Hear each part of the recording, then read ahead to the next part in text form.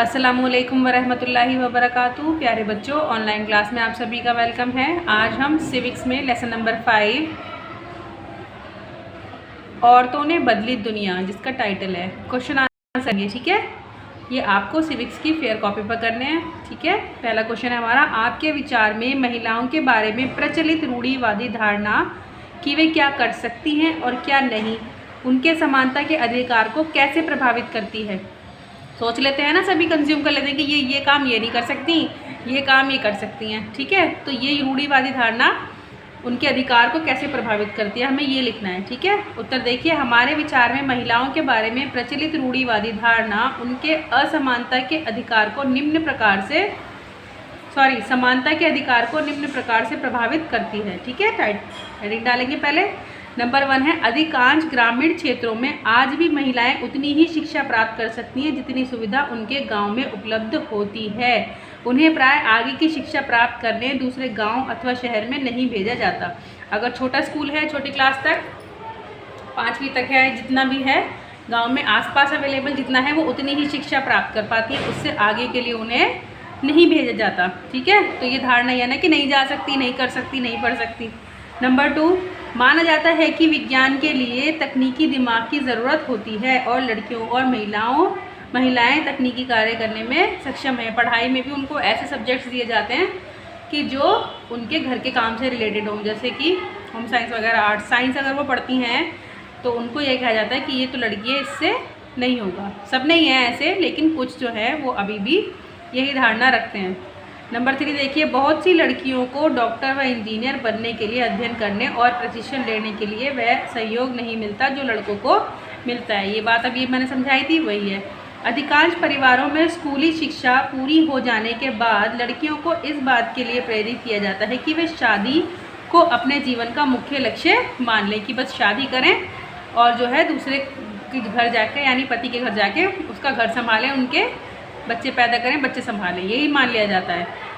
Number 4, निर्धन परिवारों में लड़कियां अच्छी शिक्षा प्राप्त नहीं कर पा रही हैं क्योंकि उनके स्थान पर लड़की की प्राथमिकता दी जाती है। मान लीजिए बहुत से परिवार ऐसे हैं, गरीब हैं, एक ही बच्चे की फीस सबमिट कर सकते हैं या एक ही बच्चे को पढ़ा सकते हैं, सरकारी स्कूल में भी नहीं भेजते हैं बहुत से, तो इसलिए कि वो लड़की है। और जो पढ़ाते हैं तो क्या करते हैं, तो में से अगर बहन भाई है तो भाई को पढ़ा लेंगे, बहन को नहीं पढ़ाएंगे, ऐसा होता है। नंबर 5, अधिकांश लोग अभी भी यह मानते हैं कि लड़कियों का मुख्य कार्य भावी परिवार के उत्तरदायित्व को निभाना है। भावी परिवार यानी भविष्य में होने वाला उसका परिवार, जहां वे शादी करके जाएंगी, जिनके लिए उच्च शिक्षा के स्थान पर अन्य कार्यों जैसे पाक कला, सिलाई बुनाई आदि की अधिक आवश्यक होती है। सिलाई बुनाई कढ़ाई ये सब सीखो ताकि तुम घर के काम को जो है वो आसानी से कर सको।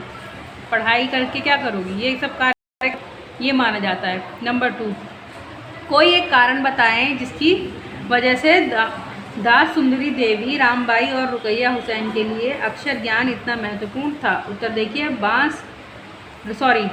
रास सुंदरी देवी, रामाबाई और रुकैया हुसैन के लिए अक्षर ज्ञान महत्वपूर्ण था क्योंकि वे लड़कों के समान ही ज्ञान प्राप्त करना चाहती थी। तीनों ही धनी परिवार से संबंधित थी, जिसके कारण उनके लिए यह सब संभव हो सका। धनी परिवार से थी तो उन्होंने ये शिक्षा आसानी से प्राप्त की। बालिकाएं पढ़ाई बीच में ही छोड़ देती हैं, निर्धन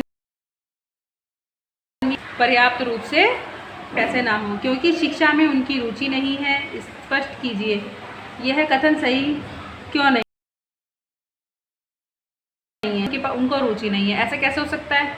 यह कथन पूरी तरह सत्य नहीं है क्योंकि निर्धन बालिकाएं पढ़ाई बीच में छोड़ देती हैं। इसका कारण उनकी रुचि होना नहीं अपितु दूसरे कारण है। जैसे पहला कारण है सीमित आय के कारण लड़की की पढ़ाई के स्थान पर लड़कों को पढ़ाने पर बल दिया जाता है। मैंने बताया था अभी आपको कि अगर बहन भाई है तो बहन भाई में से भाई को पढ़ाएंगे और बहन को नहीं पढ़ाएंगे। इस कारणवश उन्हें अपनी पढ़ाई बीच में छोड़ देनी पड़ती है। नंबर 2 है, उन्हें घर पर अन्य कार्यों में सहयोग के लिए बाध्य किया जाता है कि तुम अब बड़ी हो रही हो, अब तुम घर के कामकाज संभालो, पढ़ के क्या करोगी।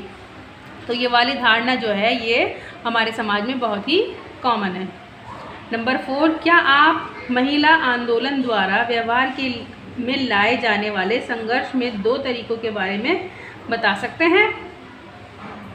महिला क्या कर सकती हैं और क्या नहीं, इस विषय पर आपको रूढ़ियों के विरुद्ध संघर्ष करना पड़े तो आप पढ़े हुए तरीकों में से कौन से तरीकों का उपयोग करेंगे? आप इसी विषय के तरीके का उपयोग करेंगे। उत्तर देखिए, संघर्ष के प्रमुख 2 तरीके। पहला है जागरूकता बढ़ाना, कि लड़कियों को और उनको महिलाओं को जागरूक करना कि आप उनको भी शिक्षा का पूरा अधिकार है। नंबर 2 होता है विरोध करना, अगर कोई हमें रोक रहा है तो फिर उसका विरोध करना। यदि हमें रूढ़ियों के विरुद्ध संघर्ष करना पड़े तो हम प्रयास करेंगे कि समाज में उस रूढ़ि के विरुद्ध जागरूकता बढ़ाई जा सके, सबको जागरूक किया जाए कि देखिए यहाँ पर ऐसा होता है, यहाँ पर जो है लड़कियों को पढ़ने से रोका जाता है। हम ऐसा इसलिए करेंगे क्योंकि हम समाज में किसी रूढ़ि को विरुद्ध जागरूकता बढ़ाने में सफल रहेंगे तो रूढ़ि स्वयं ही पूर्ण रूप से समाप्त हो जाएगी। जागरूकता बढ़ाएंगे तो फिर ये मान्यता धीरे धीरे जो है वो ख़त्म हो जाएगी। इसी प्रकार उसका स्थायी हल होगा। स्थायी हल मतलब पक्का इलाज, ठीक है। यदि हम तरीका अपनाते हैं जैसे विरोध करना आदि, इससे समस्या कुछ समय अथवा स्थान विशेष पर ही हल हो सकती है। विरोध करेंगे तो क्या करेंगे, कुछ पर्टिकुलर इलाके में तो कर सकते हैं ना, लेकिन जागरूकता जो फैलेगी, आजकल वैसे इंटरनेट का ज़माना है, आप जानते हैं, एक जो है कोई बात निकलती है तो वो पूरी दुनिया में फैलने में टाइम नहीं लेती। तो इसीलिए ये जागरूकता फैलाना ज़्यादा आसान है और लंबे समय तक टिकने वाला भी है। और अगर विरोध करते हैं तो फिर वो एक स्थान विशेष के लिए ही होता है, सबके लिए नहीं होता है। लेकिन आजकल तो विरोध की भी जो है वीडियो, ऑडियो, न्यूज़ वगैरह जो है वो फैल जाती है, परंतु समस्या को पूर्णतः समाप्त नहीं किया जा सकता। लेकिन वो सिर्फ देखते ही तो हैं लोग, उस पर कार्य तो नहीं होता ना। लेकिन जागरूकता फैलेगी तो स्त्रियों को अपने अधिकार का पूर्णतः पता चलेगा, ठीक है। तो यहाँ तक ये आपके 4 प्रश्न हैं, इनको सभी बच्चे सिविक्स की फेयर कॉपी पर करेंगे। मिलते हैं हम नेक्स्ट वीडियो में, तब तक के लिए अल्लाह हाफिज़।